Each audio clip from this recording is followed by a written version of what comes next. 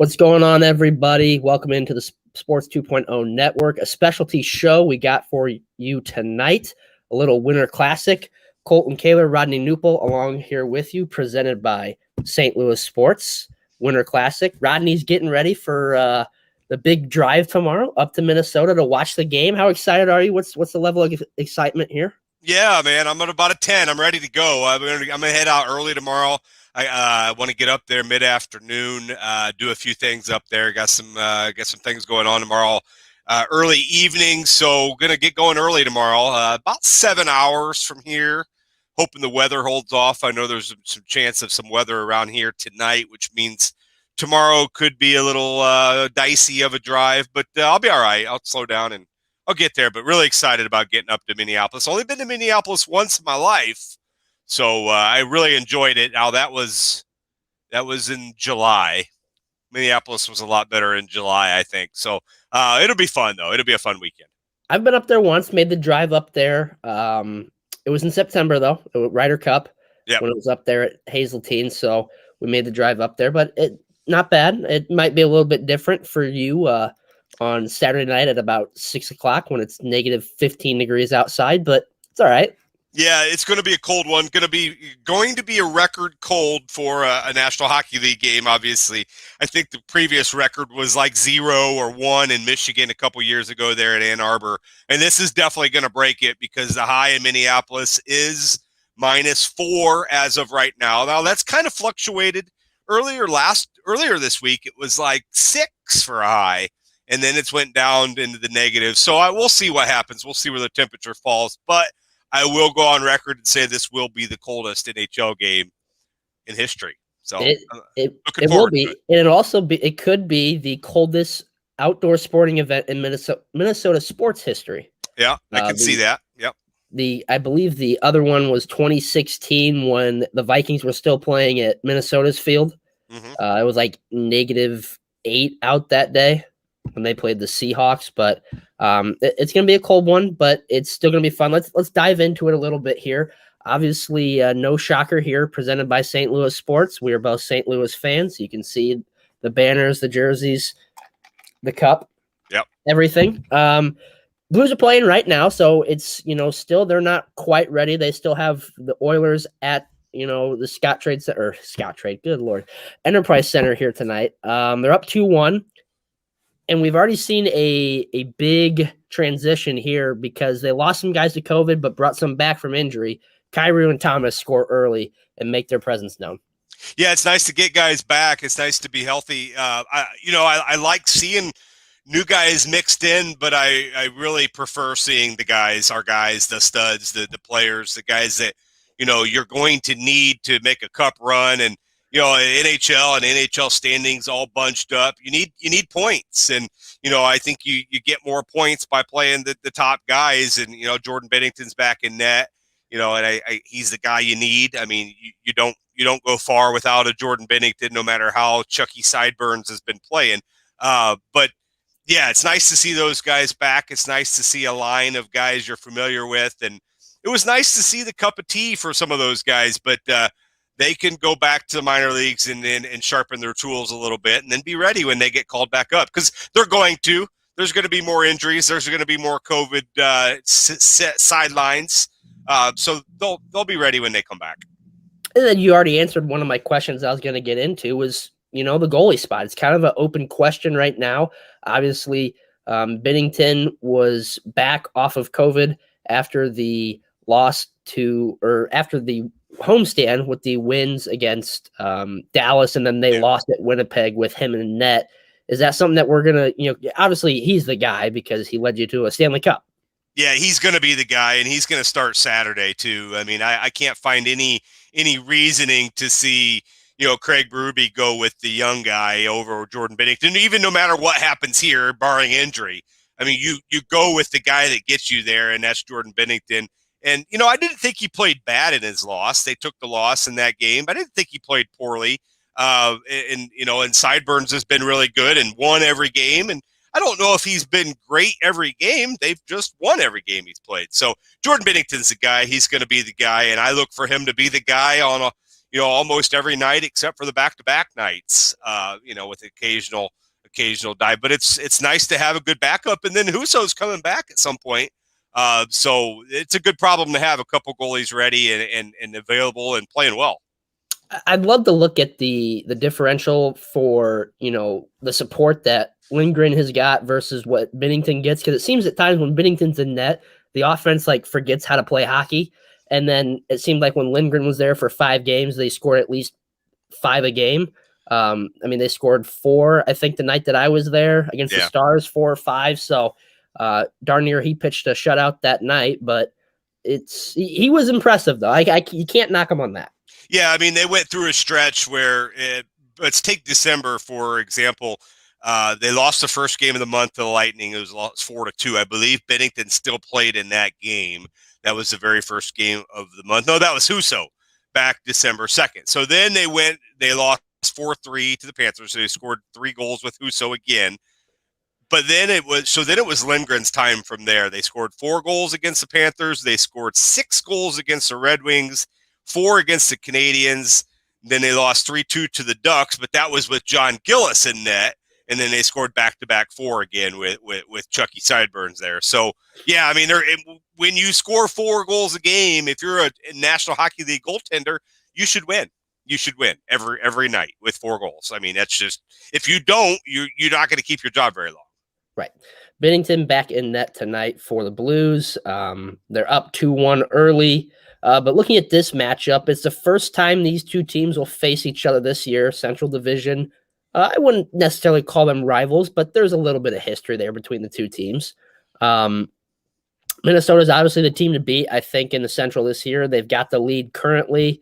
They are 1 game or 1 point technically only ahead of the Blues. The Blues are tied with Nashville, but the tiebreaker in the playoffs started today. The Blues would be the 3rd team out of the Central Division there. It's going to be, I think, a boat race down the end. But, picking up a game like this is obviously going to be a big game for Minnesota. Yeah, so Blues beat Edmonton tonight. Then, obviously the Blues are a point up going into that game Saturday. Now, it's hard to get too excited about being a point up in, January when you've got all of those makeup games coming. So there's going to be teams in the standings that are going to be 5-6 played games behind. So it's hard to get too excited. But one thing you could say is it's a battle for first place when they go to Minnesota on Saturday. And that's always fun, no matter when it is. Minnesota's a good team. They've got a nice squad.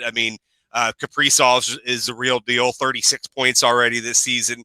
I always liked Matt Zuccarello. He's one of their top goal scorers as well. I think he's got 24 points as well. So, that's a good team. Our guy Dan Bradley, big Minnesota guy. I know you've talked to him a little bit about their team. That's a good team. And it's a team that's going to be right there. They got good goaltending. Cam Talbot, I think, is probably going to be the guy in net on Saturday. I think he started most of their games so far, 23 or so of their 30 games. So they're a good team. That should be a good matchup.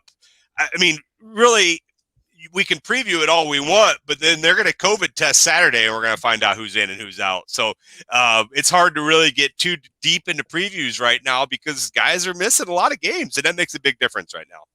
Yeah, exactly. It's a league-wide issue, not only for the Blues. We know the Blues have had their own issues this year of not even playing games with an entire roster. Yeah, playing a week darn near with not an entire roster.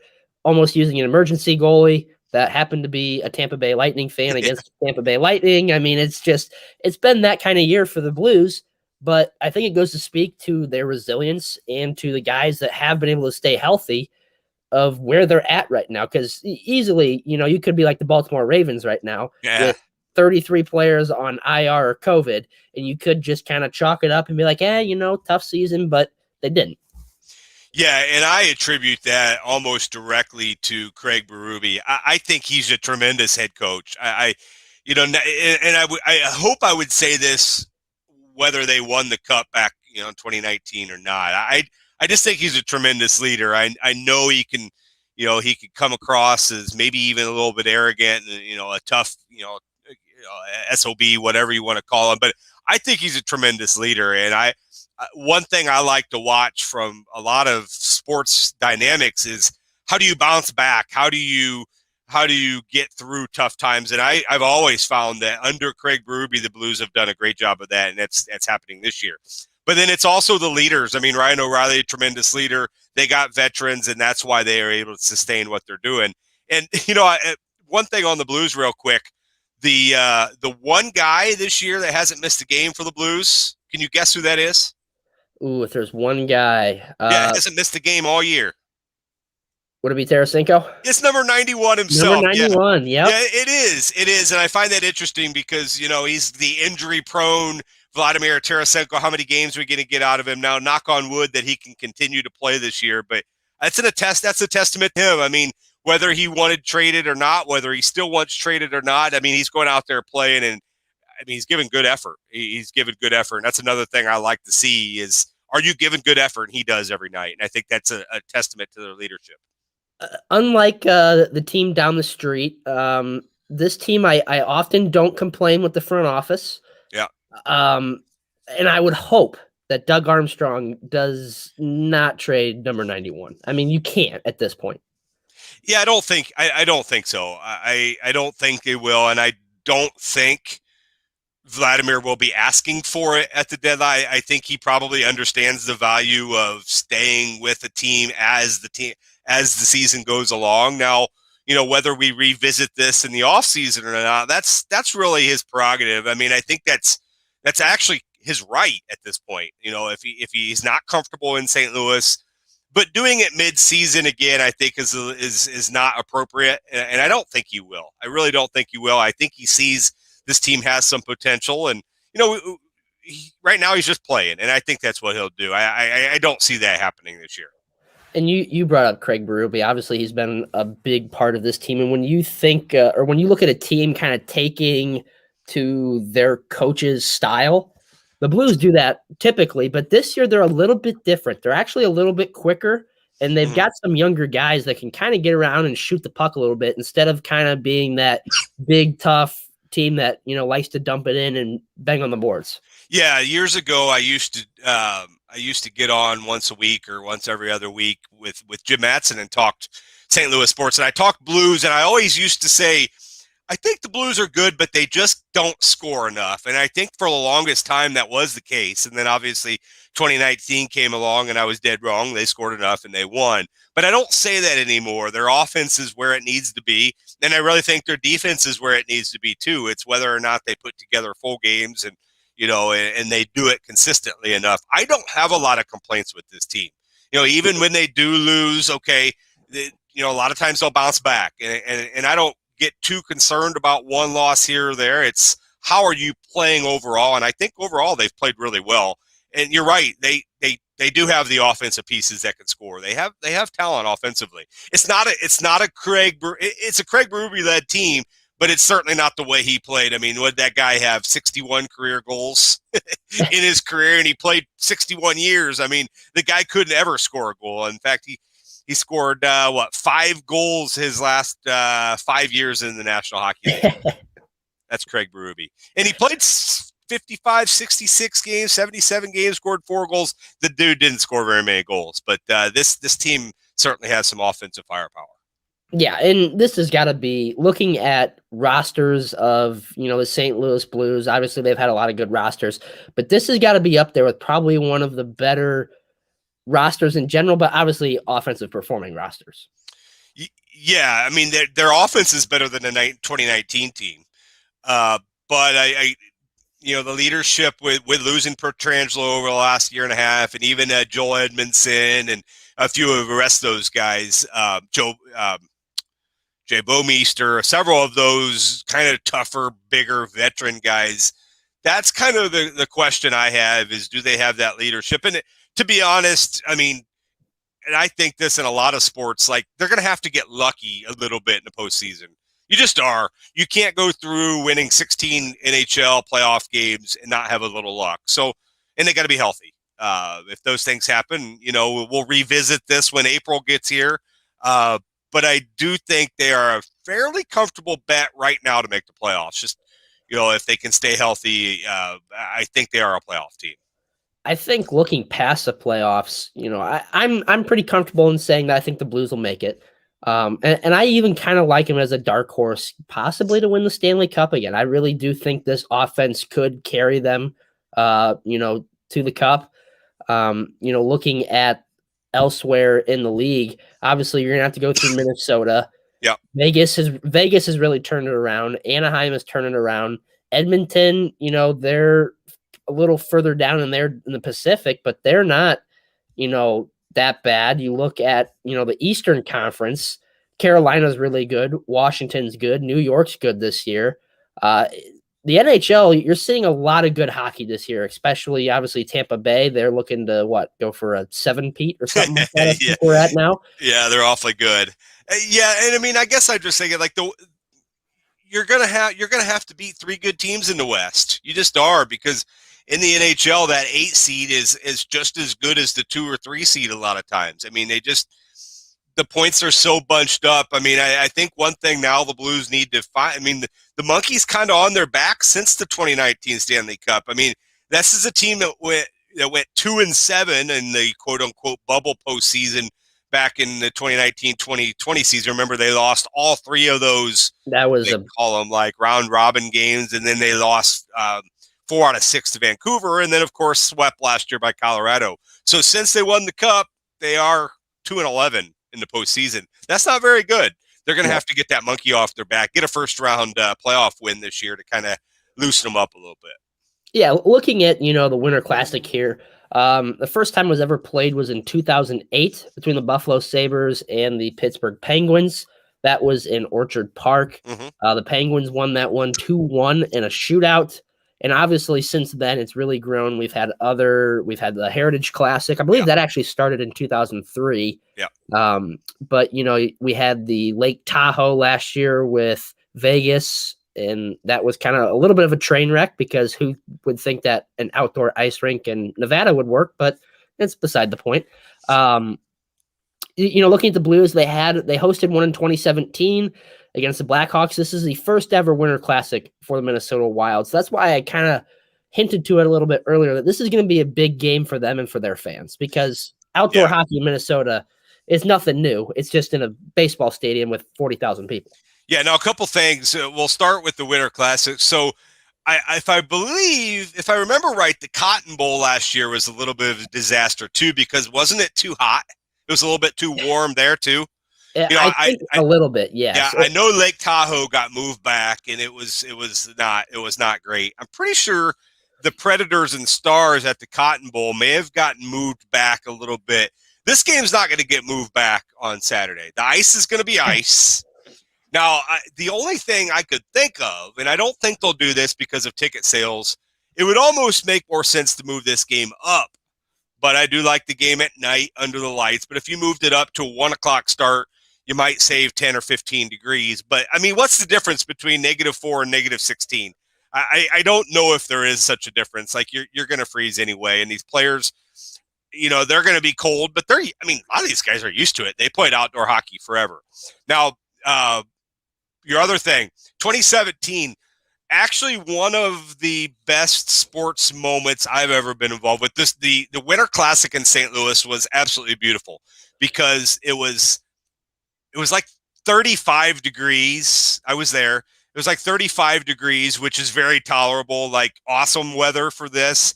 Had a little bit of fog in the background, so it looked winter. It was just fantastic. And then, of course, the Blues beating the Blackhawks 91, scoring 2 goals.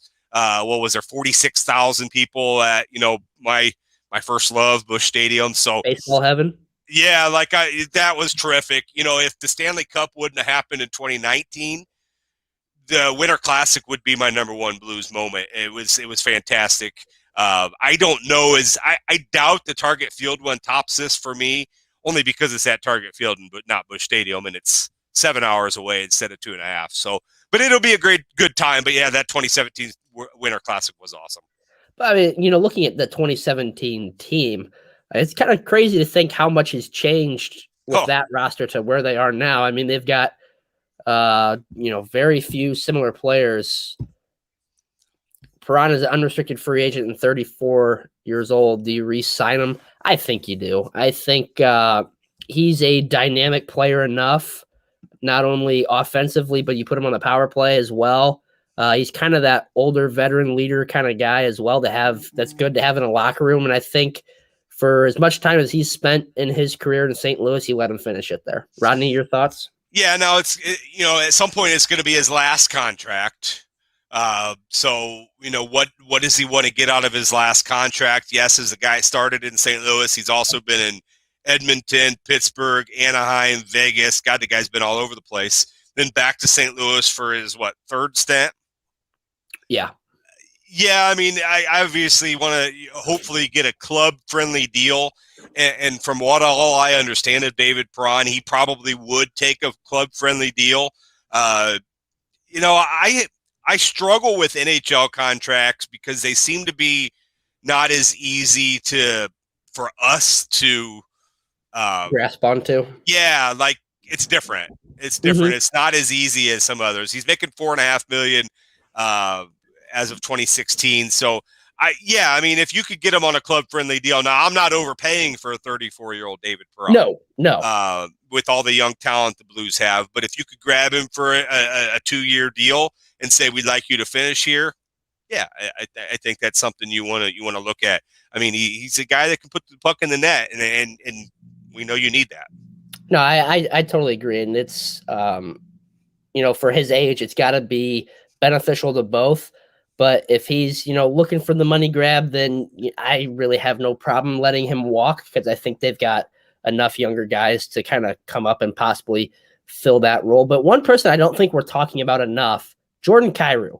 I think he could be a guy that could step in and fill the role of David Perron because it would not be surprising to see Kairu lead the team in goals and points at the end of the year.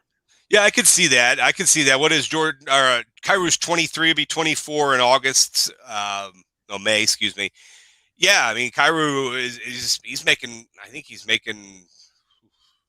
What's he making? I don't know what his contract looks like right now, but he's a 2-year, $5.6 million contract he signed in August. So he's got another year under his for the Blues. They're going to look at obviously re-upping him. I wouldn't be surprised if they have a little talk with him this offseason to try to extend that because he is a guy I think they rely on and will rely on and don't want to see walk away.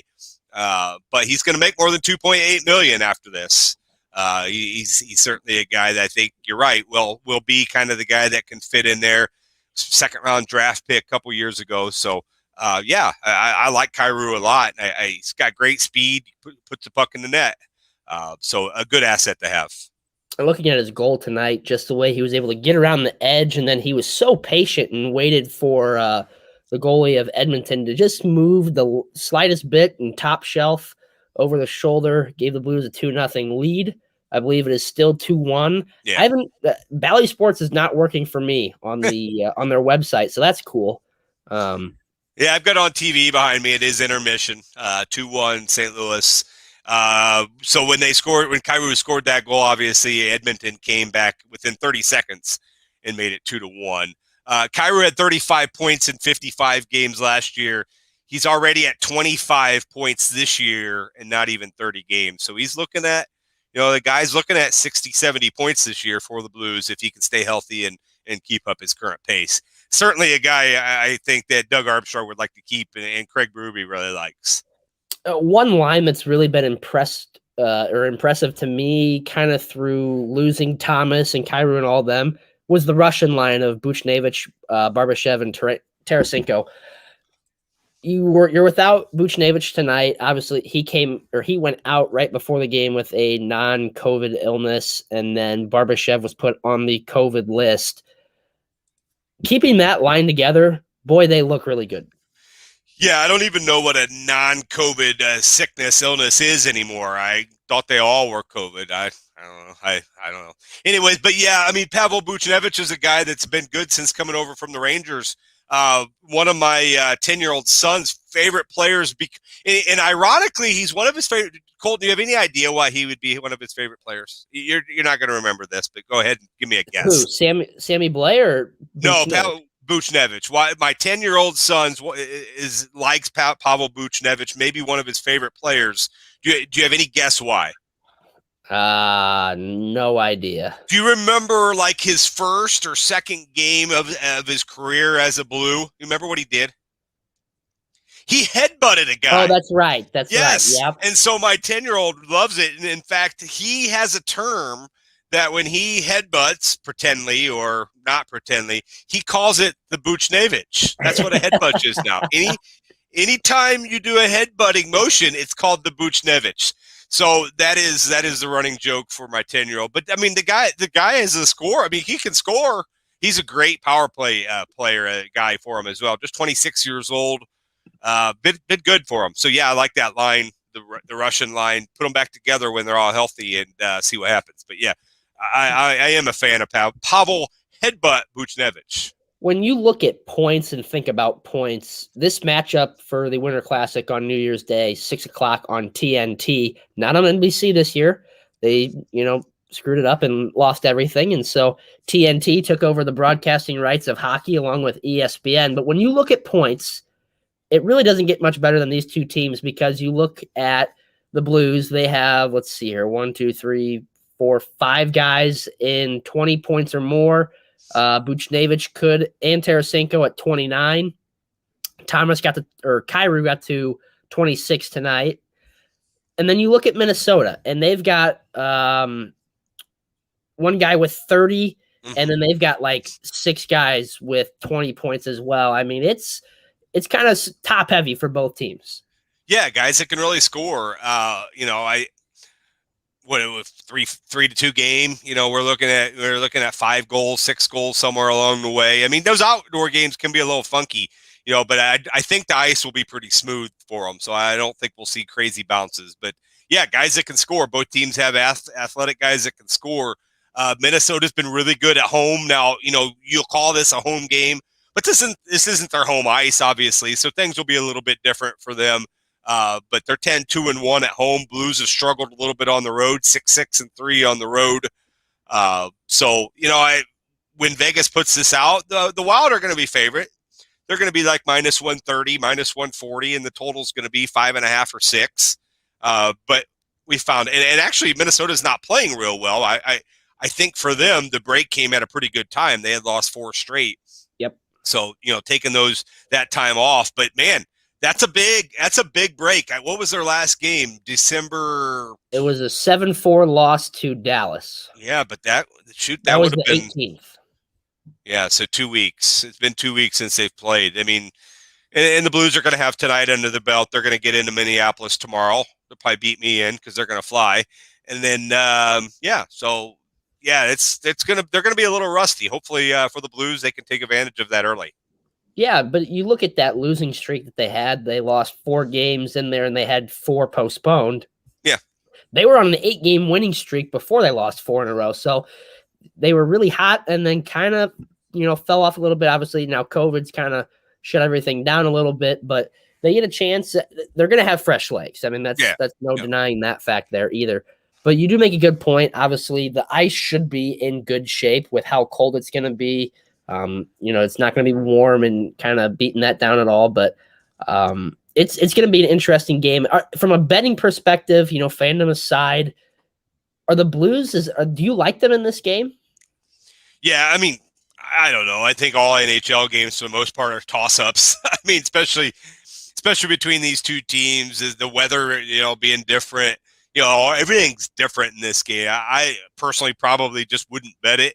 I would probably, if I was forced to, take the value of the underdog, of the plus money, and say, okay, anything can happen. I mean, you've seen Jordan Binnington, pull rabbits out of his hat before. So that's probably where I would lean, because I don't see a great difference between the two teams. It's going to side me one way or the other. I think I'm looking at that plus money, and that's what I'm taking.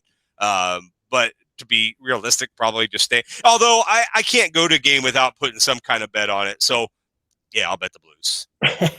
There you have it. Your official bet from Rodney is on the Blues. And so scientific, too. You don't have to look behind him at all, or anything that he's wearing. It's all scientific. Yeah. I would take the plus money probably regardless, unless it was my team, and then I'm going to take them. It'll be a small bet though, something I can afford to lose or win, and buy a nice dinner on the way home. Well, that'll do it for us tonight. Rodney, thanks for coming on, joining us here, giving us a little preview of the Winter Classic. But that's been it for us here tonight. Thanks for joining us, and we'll see you next time on the Sports 2.0 Network. You got something?